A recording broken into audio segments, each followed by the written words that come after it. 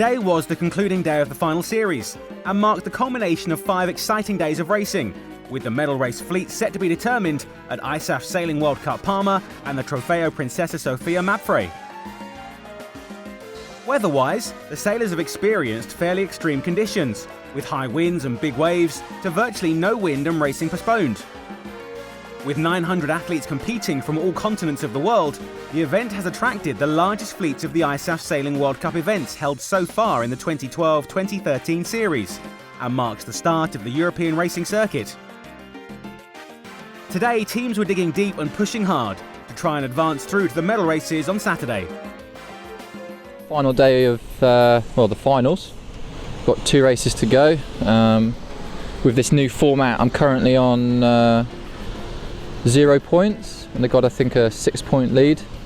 But it's, very, very close. Everyone's pushing quite hard, and it's an important day today to try and go into the 2 medal races tomorrow with a decent lead. However, a bit of patience was again required today, as the wind took a while to materialise and kept athletes ashore for a few hours, until the sea breeze kicked in and fleets were sent out to race on the Bay of Palma. A bit more time for athletes to have a final check of equipment to ensure the best performance from their boats.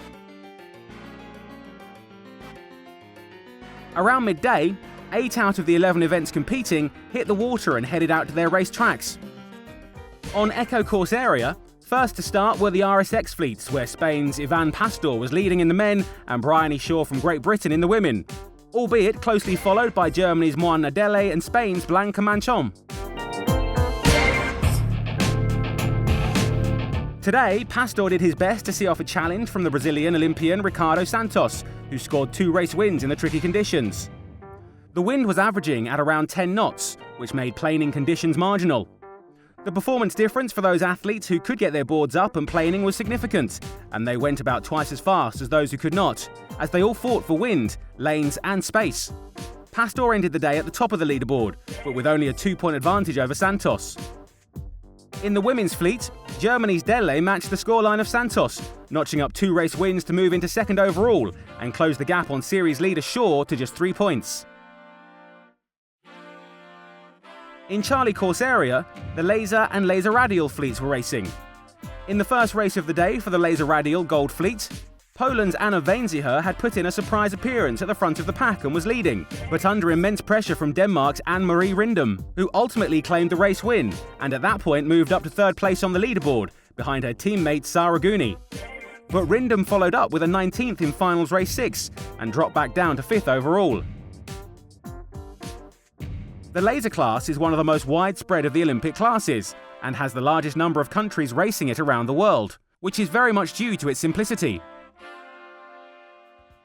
In the 49er fleet, who contest short 30-minute races, there were a number of teams chasing to get into the top 8 to advance to the medal races. The 49er is a fast skiff which demands a top physical performance from the teams, and with the fleet hosting more than 3 Olympic medalists, is proving highly competitive here in Palma. Series leaders, Germany's Eric Hale and Thomas Plöersel, have accelerated their position of 8th overall at the start of the final series to 1st overall.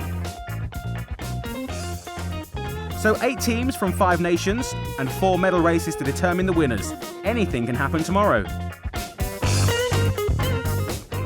After a full day's racing, and with the top athletes competing in tomorrow's medal races now decided, the Trofeo Princesa Sofia Mapfre, ISAF Sailing World Cup Palma, is heading towards an exciting climax. The elite of Olympic sailing will be ready to deliver some stunning performances in what is set to be a spectacular day of racing. As well as event titles, teams will be in contention for the Princesa Sofia Mapfre Trophy, which will be presented to the overall winner across all events, an immense honour for those who achieve their name on the trophy. So do not miss the last and most exciting day tomorrow here in Palma, and find out this year's podium finishers.